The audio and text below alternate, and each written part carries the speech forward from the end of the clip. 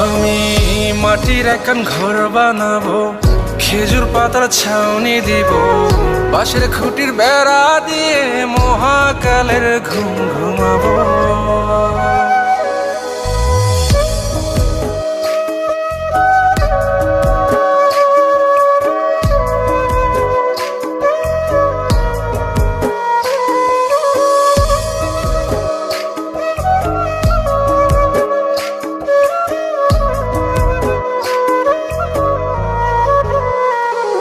আরে আতর গোলাপ চন্দন মাইখা সবাই মরে যাইব রে রাইখা।